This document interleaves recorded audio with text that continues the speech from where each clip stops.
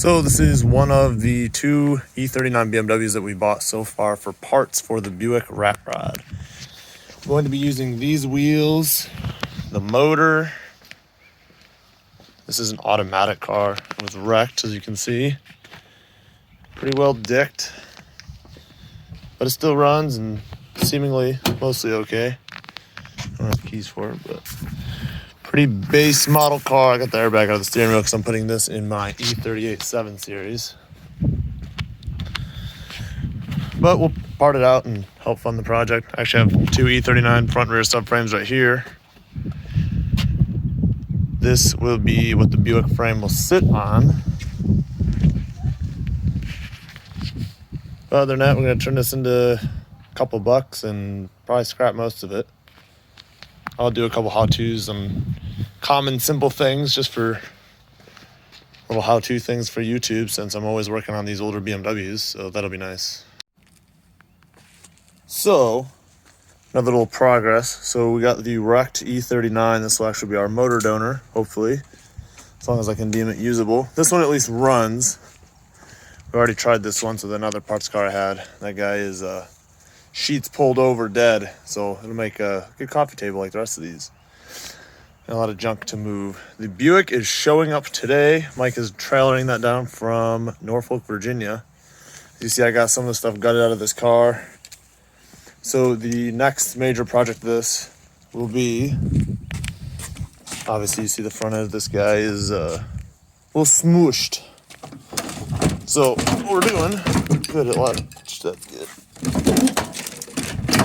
Well, anyway, it'll be a later project, but so I need to keep the engine controls intact. If you're familiar with BMWs at all, especially this generation, we have what's called an EWS module, which is hiding right there. Bang. In the past, I've actually built a Dodge pickup truck with this exact same engine. This one in particular is a M52 B28 TU. Very similar to the M54. They look identical side by side.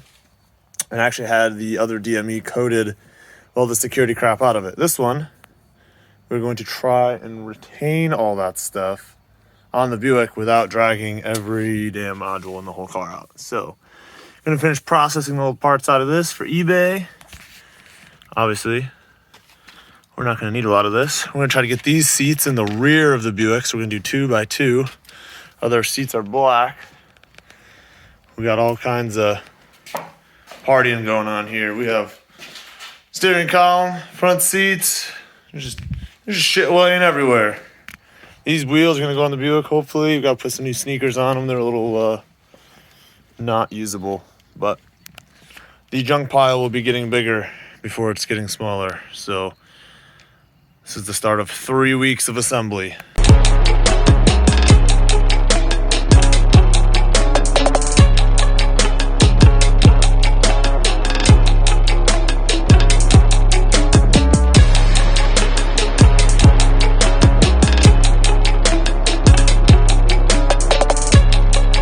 All right, so now we got the car up in there, make it a little easy to work on. A couple notes. They were definitely trying to get all their dollars worth out of these rotors. They are way past minimum spec. A little hard to see this edge, but it's like an 1/8 inch. Pretty meaty. So far, the suspension actually looks like in decent shape. Maybe we'll decide which subframes we want to use, either this one or actually have another set of front and rear there. The rear got a couple ball joints loose, as expected. No one ever takes care of shit. But a cool bonus that I found. Ta-da! Not sure what they are, don't know what the specs are, but looks like we got some free coilovers. Which works out great because we don't have rear shocks for this thing. It's got bad ball joint over here, and then a super, super tasty, like someone was about to die, bad wheel bearing. So that's pretty cool. So probably not going to use this rear subframe, but we will steer the rear differential out of this, likely, as the automatics tend to come with a lower ratio. This one's out of a manual car, so gotta go for our horsepowers there. Next up is we're gonna open the hood after I cut a bunch of shit, and then we're gonna start pulling the motor out of this thing.